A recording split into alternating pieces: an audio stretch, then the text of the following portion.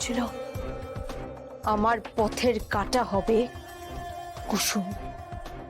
আমি ওকে কাজের মেয়ে ভেবে না খুব হালকায় নিয়েছিলাম, কিন্তু এটাই সঠিক সময়। আগে ওই কুসুমকে সরাতে হবে, তারপরেই আমি আয়ুষের কাছে পৌঁছতে পারবো। কারণ যতক্ষণ ওই কুসুম আয়ুষের চারপাশে ঘুরে বেড়াবে, ততক্ষণ আমি আয়ুষকে শেষ করার কোনো সুযোগই পাবো না।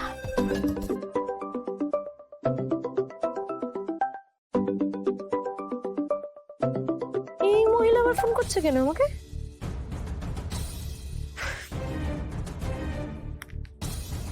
হ্যালো, কি খবর মেঘা? সব ঠিক আছে তো ওখানে? হ্যাঁ ম্যাম, সব ঠিক আছে।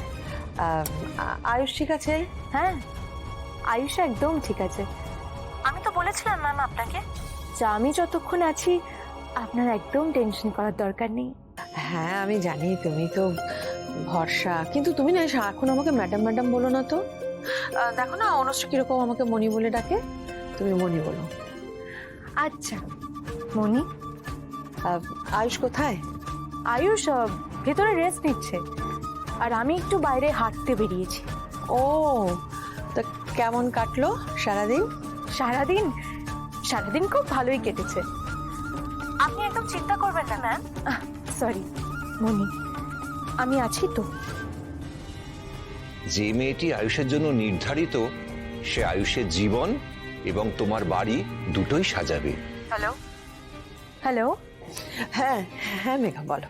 মনি, ঈশান ফোন করেছিল আয়ুষকে, বললো যে গুরুদেব নাকি বলেছেন আমি আর আয়ুষ রাত ছোট।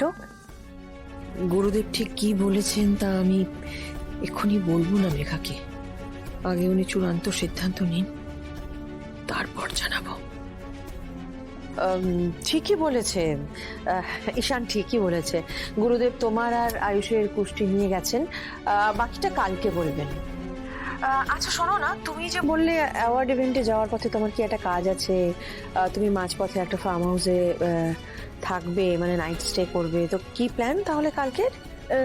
হ্যাঁ, আসলে কালকে আমি ভাবছিলাম যে কোম্পানির কাজের জন্য এই আশেপাশের এলাকাটা একটু সার্ভে করে দেখবো, তারপর একটু শপিং যাব, আর বাকি সময়টা আয়ুষের সাথে কাটাবো। এই প্রথম একসঙ্গে বাইরে গেছো তোমরা? আচ্ছা ঠিক আছে, ভালো করে সময় কাটাও, ফিরে এসো তারপরে সব কথা হবে। রাখি এখন। হ্যাঁ মনি, বাই। তাই আমি আমার হবু বরকে নিজের মনের কথা জানাতে চাই, আর এই কাজের জন্য তুমি আমাকে সাহায্য করবে প্লিজ কুসু। আমি মেঘা ম্যাডাম, এই বিষয়ে আমি আপনার কি সাহায্য করতে পারবো? সেটা আমি বলে দেবো, সেটা নিয়ে তুমি চিন্তা করো না। তুমি শুধু বলো তুমি আমাকে হেল্প করবে কি না। বলুন মেঘা ম্যাডাম, আমি কি করতে পারি? আসলে আমি আয়ুষকে একটা লাভ লেটার, মানে প্রেম পত্র লিখতে চাই, আর আমার হয়ে চিঠিটা তুমি লিখবে। আমি? হ্যাঁ তুমি। মেঘা ম্যাডাম, আপনাদের ব্যক্তিগত ব্যাপারে আমাকে কেন মাঝে ঢোকাচ্ছে? দেখো কুসুম, কি বলো তো, আমি তো বেশি দিন হলো আয়ুষকে চিনি না, বাট তুমি আয়ুষকে খুব ভালো করে চেনো, মানে আয়ুষের কি পছন্দ অপছন্দ সবকিছুই তুমি জানো, তাই তোমার থেকে ভালো আর কি লিখতে পারবে কুসুম?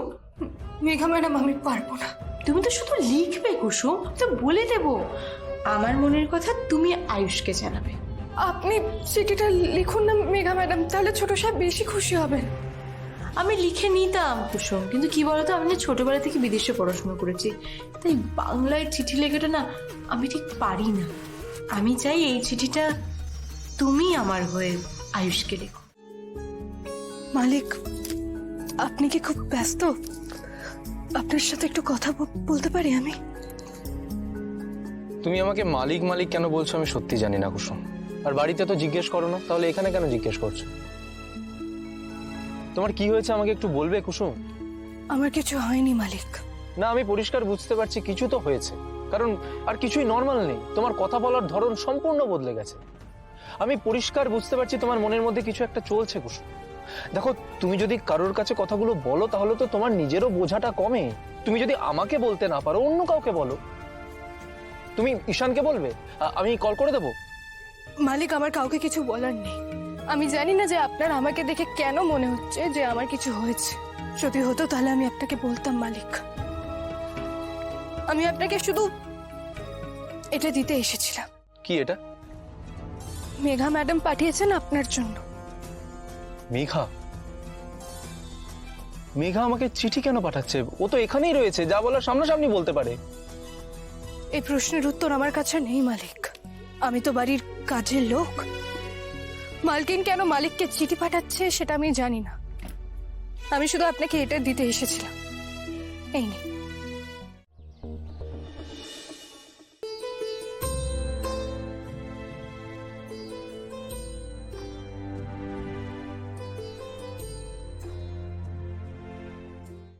যখন খুব জ্বর হবে আমার, তখন সারা রাত তুমি আমার পাশে থেকে আমার পাতলে রাখবে। যদি কারোর কাছে বকা খাই, তখন তোমার কাছে ফুপিয়ে কাঁদব। আকাশ ছোঁয়ার স্বপ্ন দেখবো মাটিতে পা রেখে। সাজবো আমি তোমার নামে, তোমার চিহ্ন এঁকে। বৃষ্টিতে ভেজার বায়না করব। রাগী চোখে তুমি আমাকে বারণ করবে। পেরিয়ে যাবে দিন, সময় আসবে ফুরিয়ে। তারপর আবার নতুন সকাল আমাদের নতুন স্বপ্ন দেখাবে।